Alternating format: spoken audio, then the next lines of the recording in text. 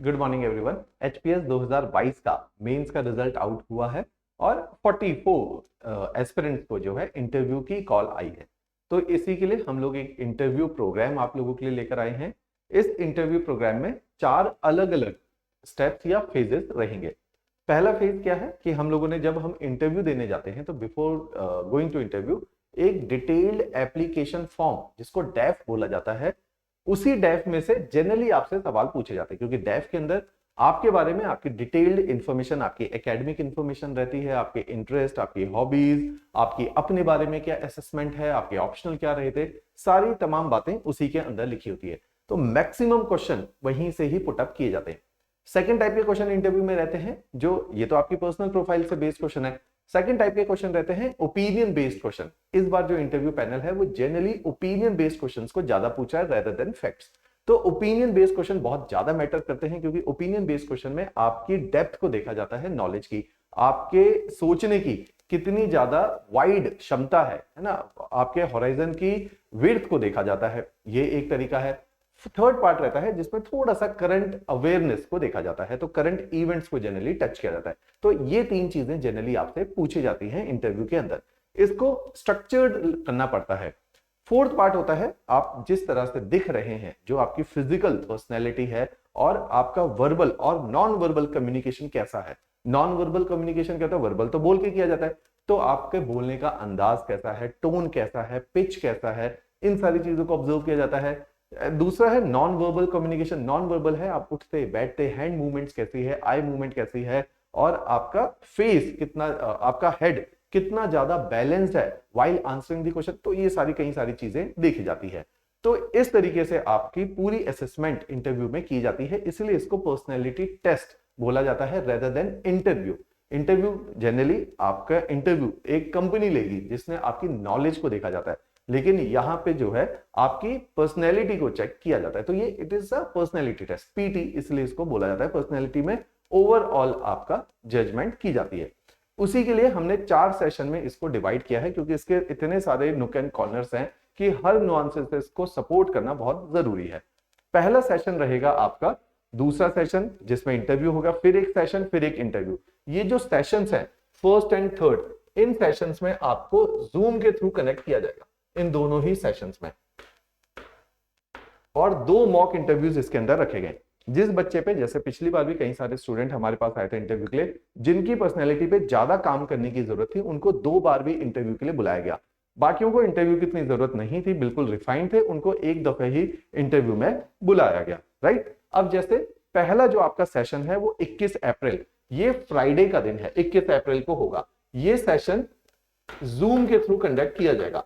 तो जूम के through conduct करने के लिए यहां पे आपको आपका डैफ कैसे भरा जाए, डिटेल्ड एप्लीकेशन फॉर्म भरने का एक तरीका होता है, क्योंकि उसी के ऊपर आपके मैक्सिमम क्वेश्चन है। अगर ये हैप्पैजेडली भरा हुआ है, बहुत ज्यादा सोच समझ के नहीं भरा हुआ, आपका डैफ आपको पेपर के दिन फंसा देगा।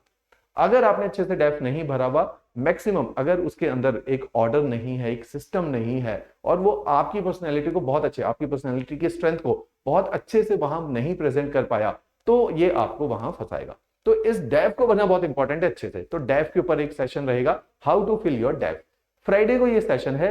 सैटरडे को 22 अप्रैल को पहला मॉक इंटरव्यू के सेशंस रखे जाएंगे हमारे सेंटर चंडीगढ़ में, जो कि सेक्टर 25 हमारे ऑफिस में ही ये सेशन होंगे। इस सेशन में सिंपल है, first come first serve basis है, क्योंकि लास्ट टाइम भी 24-25 बच्चे हमारे पास आए थे। हम इतने सारे बच्चों को, अगर जिसने पहले हमें कॉल कर लिया उसके ये स्लॉट्स बुक हो जाएंगे। एक दिन में 8 ही स्लॉट दिए जाएंगे। पहले स्लॉट 22 अप्रैल को फिल किए जा रहे हैं, सैटरडे का दिन है। तो जिसने 22 अप्रैल को आना है उसने आज ही मेरे इस वीडियो के बाद आपने कॉल करना है और अपना टाइमिंग, मैम आपको टाइमिंग देगी, अपनी टाइमिंग को बुक करवा लेना है। तो 22 अप्रैल को ये आपका फर्स्ट स्लॉट शुरू हो जाएगा। 26 अप्रैल को फिर से आपका एक सेशन होगा डैफ के ऊपर। इसमें डैफ में और जो निटी ग्रिटीज है, क्योंकि 22 को आप लोग इंटरव्यू देकर गए होंगे, 26 के दिन आपका जो है और बाकी नुआंसेस डैफ में क्या रह गए, क्योंकि फीडबैक भी दिया जाएगा। अच्छा, ये मॉक इंटरव्यू सेशन केवल मॉक सेशन नहीं, इसमें आपका डिटेल्ड फीडबैक, आपका ड्रेसिंग सेंस कैसा है, और ये फुल ड्रेस रिहर्सल है। इसमें जो भी अगर कैजुअल्स पहन के आएगा उसको एंटरटेन नहीं किया जाएगा। ये फुल ड्रेस इंटरव्यू है, अगर आपने इंटरव्यू के अंदर कोट पहनना है, सूट पहनना है, यहां पर आप सूट पहन के आएंगे। हेयर कट आपका प्रॉपर होना चाहिए। अगर गर्ल्स हैं तो उनके हेयर्स प्रॉपरली ड्रेस्ड होने चाहिए। जिस तरह से उन्होंने वहां अपने को प्रेजेंट करना है, be it a sari, be it a suit, be it a blazer, वो सब पहन के आप आएंगे। तो फुल ड्रेस इंटरव्यू रहेगा। कैजुअल अप्रोच बिल्कुल भी अप्रिशिएट नहीं की जाएगी, आपको वापस भेज देंगे। 26 को माइक्रो न्यूआंसेस डेफ के देखे जाएंगे, राइट। तो इसके लिए भी एक और जूम सेशन होगा। और ये जो जूम सेशन है, ये जूम सेशन वो लोग लेंगे जो ऑलरेडी यूपीएससी के अंदर इंटरव्यू ले चुके हैं। तो इन लोगों का बहुत ज्यादा रिच एक्सपीरियंस है डेफ के ऊपर, ये लोग आपके जूम सेशन लेंगे। साथ ही साथ कुछ नए सिलेक्टेड सर्विंग ब्यूरोक्रेट्स हैं, वो ये सेशंस भी लेंगे, ताकि आपको नया जो कमीशन की न्यू रिक्वायरमेंट्स के बारे में भी पता चल पाए, राइट। तो ये जूम सेशन इस तरह से कंडक्ट किए जाएंगे। एक और मॉक इंटरव्यू सेशन है 29 अप्रैल को। 29 अप्रैल के स्लॉट एक बार हम 22 के भरेंगे। दोबारा से जो 22 को नहीं आ सकते वो 29 अप्रैल को अपने स्लॉट्स को बुक कीजिए। तो दूसरे स्लॉट 29 अप्रैल को किए जाएंगे। तो इस तरह से 2 स्लॉट में ये आपका सारा प्रोसेस कंप्लीट किया जाएगा। क्लियर। इसके अलावा भी किसी को अगर मॉक सेशन की जरूरत पड़ रही है, हमें लगता है फिजिकल फॉर्मेट में एक और बार बुलाना है, हम फिर बुला लेंगे, राइट। और अगर हमें लगता है कि जूम पे 1-on-1 काम करने की जरूरत है तो 1-on-1 काम करेंगे। लेकिन अभी हम लोगों ने रिसेंटली यूपीएससी के इंटरव्यूज को कंडक्ट किया था, हरियाणा के इंटरव्यू को कंडक्ट किया था। जिन बच्चों ने ऑफलाइन, जैसे हिमाचल में बच्चे बहुत ज्यादा गो गेटर एटीट्यूड नहीं है, लेड बैक एटीट्यूड है, इंटरव्यू को सीरियसली नहीं लेते हैं। कई लोगों का यह मानना है कि भैया इंटरव्यू में अप्रोच लगती है इसलिए वहां जाने की जरूरत भी नहीं है। तो इस तरह की कई धारणाएं बनी हुई है। इंटरव्यू को जिन्होंने, अभी हमने यूपीएससी और हरियाणा के कंडक्ट किए, हरियाणा का रिजल्ट आउट है। जिन लोगों ने इंटरव्यू को सीरियसली परस्यू किया, अपनी पर्सनैलिटी में जो जो फीडबैक दिए थे उनको इंप्लीमेंट किया, वो सब इस टाइम पे टॉप रैंकर्स में गए हैं, सारे एसडीएम लगे। जिन लोगों ने बहुत कैजुअली बाद में भी अप्रोच रखा, जूम के थ्रू इंटरव्यू देते रहे, गो लेड बैक एटीट्यूड था, उन सबके इंटरव्यू में सबके कम नंबर थे, क्योंकि पता ही नहीं चल पाया कि वहां पे प्रेजेंट कैसे करना है। It's a very competitive examination. आप दोस्त समझो 44 में से 2.5 गुना बच्चों को ज्यादा बुलाया गया है इंटरव्यू के लिए। तो 2.5 में से 3 में से 1 बच्चा ही इसमें सिलेक्ट होगा, और सारे कॉम्पिटेटिव बच्चे। ये बहुत क्वालिटेटिव ड्रिवन बच्चा है, इसके साथ कंपीट करना हर किसी के लिए मुश्किल है। तो इसमें बहुत कट थ्रोट है। अगर आपने सारी स्टेजेस को इतना सिंसियरली प्रिपेयर किया है, इंटरव्यू को कैजुअली मत लेना। इंटरव्यू आपके रैंक को डिसाइड करता है।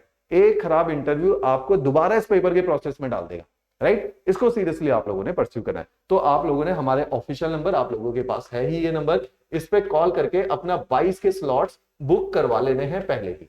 क्लियर। चलिए जी, थैंक्स अ लॉट।